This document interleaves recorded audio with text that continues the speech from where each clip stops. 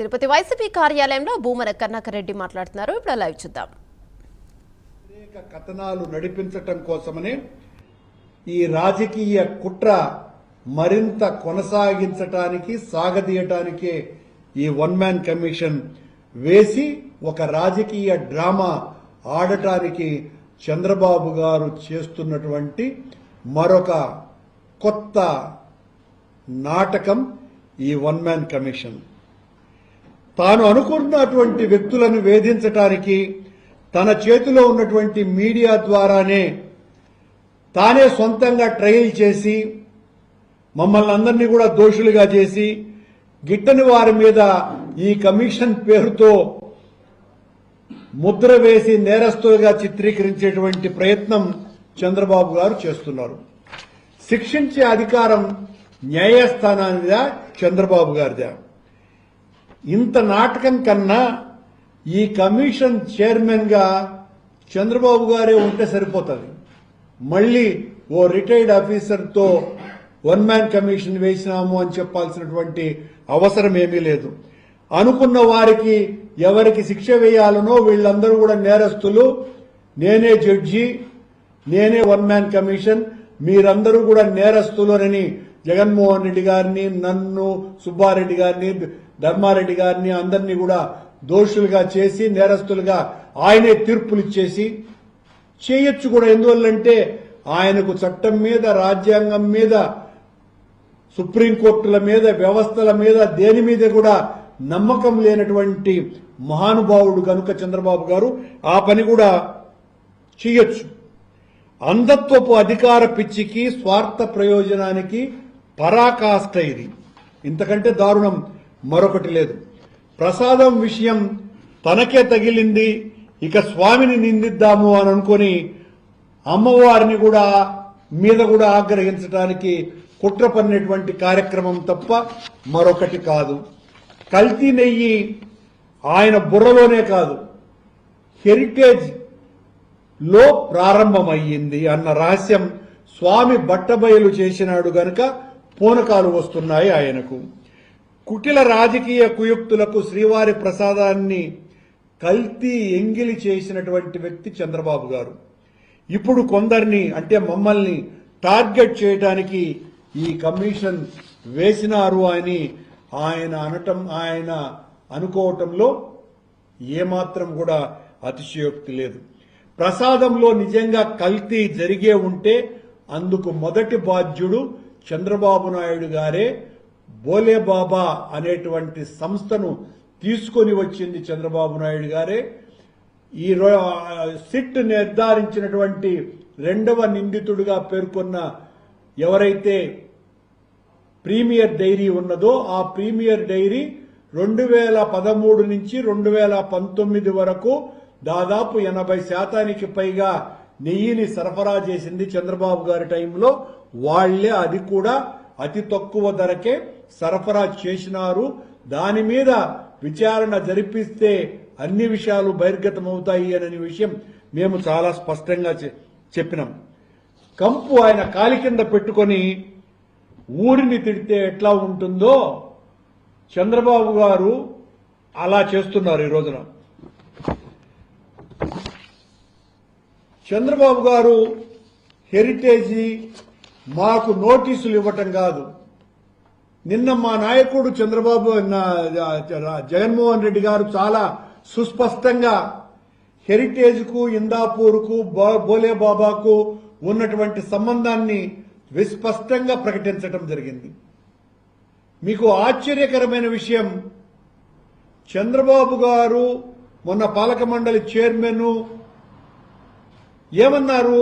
TTD ఒక ప్రకటన ఇచ్చి 20 లక్షల కేజీలకు కర్ణాటక మిల్క్ ఫెడరేషన్ టెండర్ తీసుకొని వాళ్లు దానిని 10 లక్షలకే చేస్తామన్నారు కనుక L2కు అవకాశం ఇచ్చినాము అని నేను మొన్న స్పష్టంగా చెప్పిన. ఆ టెండర్లో L2 అన్నదే లేదు, అది సింగిల్ టెండర్. సింగిల్ టెండర్లో ఆ తరువాత మళ్లీ టెండర్లకు ఒక నెలకే రిలీజ్ చేసినారు. ఆశ్చర్యంగా ఆ టెండర్ జరిగింది 20 లక్షల కేజీలకు సంబంధించి 28/9/2025 జరిగింది. 20 లక్షల కేజీలకు సంబంధించిన టెండర్. ఇంతకంటే ఆశ్చర్యకరమైనటువంటి విషయం ఒకటి ఆ రోజున 30 సెప్టెంబర్ 2025 కర్ణాటక మిల్క్ ఫెడరేషన్ కు సంబంధించినటువంటి అధికారి ఆయన ఏం చెప్పినాడంటే, మేము ఇప్పటికే 50 లక్షల కేజీలను సరఫరా చేసినాము, ఇంకా మరో 30 లక్షల కేజీలు సరఫరా చేయటానికి సిద్ధంగా ఉన్నాము అని మరుసటి దినమే ప్రకటన ఇచ్చున్నాడు. హ్యాండ్స్ ఇండియా అనే దాంట్లో చాలా స్పష్టంగా వచ్చింది. మీకు ఇది అందరికీ కూడా పంపుతున్నాం. ఇదిగోండి, చాలా సుస్పష్టంగా దీనికి సంబంధించి నందిని డైరీ వాళ్ళు ఇచ్చినటువంటి ప్రకటన. ఇదే నందిని డైరీ ఆ తర్వాత వచ్చినటువంటి టెండర్లలో అది పాల్గొనింది కూడా. కానీ ఇందాపూర్కు మదర్ డైరీకి మాత్రమే ఆ టెండర్లు దక్కినాయి 658కి 657 రూపాయలకు.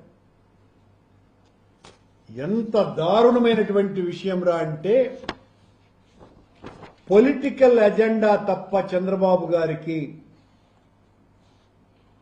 భగవంతుని పట్ల విశ్వాసంతోనో గౌరవంతోనో ఆయన పట్ల నమ్మకంతోనో కాకుండా కేవలం జగన్మోహన్ రెడ్డి గారి మీద బురద దల్లాలే, తద్వారా లబ్ధి పొందాలన్నటువంటి ఉద్దేశంతో మాత్రమే ఈ కొత్త కమిషన్ను వేసినారు అన్నటువంటి దాంట్లో ఏ రకమైనటువంటి అనుమానాలు లేవు.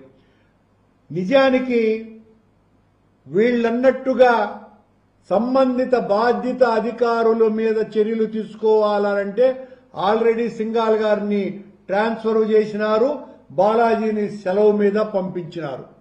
కానీ అందులో బోర్డు సభ్యుల మీద కూడా, అంటే బోర్డు సభ్యులుగా ఉన్నటువంటి మా మీద, బోర్డు అధ్యక్షుని మీద అంటే సుబ్బారెడ్డి మీద, అధికారిగా ఉన్నటువంటి ధర్మారెడ్డి గారి మీద, వీళ్లను మమ్మలను సమాజంలో బదనాము చేయటానికి ఈ 45 రోజుల పాటు రోజు ధర్మారెడ్డి, సుబ్బారెడ్డి, కరుణాకర్ రెడ్డి, భాస్కర్ రెడ్డి దీనికి బాధ్యులు అనని ఇక చంద్రబాబుకు సంబంధించినటువంటి పచ్చ మీడియాలో బాకాలు ఊదినట్టుగా ఊదటానికే ఈ వన్ మ్యాన్ కమిషన్ ఏర్పాటు చేసినారు అన్న దాంట్లో ఏమాత్రము కూడా అనుమానం లేదనేటువంటి విషయాన్ని స్పష్టీకరిస్తూ, ఈ వన్ మ్యాన్ కమిషన్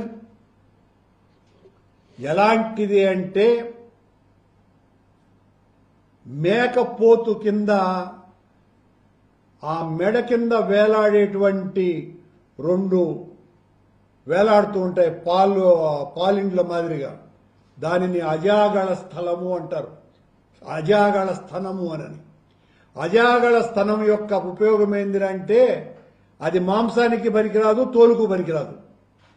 కానీ ఈ అజాగళ స్థనంతో చంద్రబాబు నాయుడు గారు మమ్మల్ని దోషులుగా, నేరస్తులుగా ఈ 45 రోజులు నడిపించడానికి మాత్రం ఇది ఖచ్చితంగా ఈ కమిషన్ పనికొస్తుంది అన్నటువంటి విషయాన్ని ప్రకటిస్తున్నాం, తెలియజేస్తున్నాం. చంద్రబాబు గారు ఇప్పటికైనా మీరు చేస్తున్నటువంటి తప్పులని ఆపకపోతే భగవంతుడు మరింతగా మీకు ప్రజా కోర్టులో శిక్షించేటువంటి పరిస్థితి తెచ్చుకుంటున్నారు మీరు అని హెచ్చరిస్తున్నాం.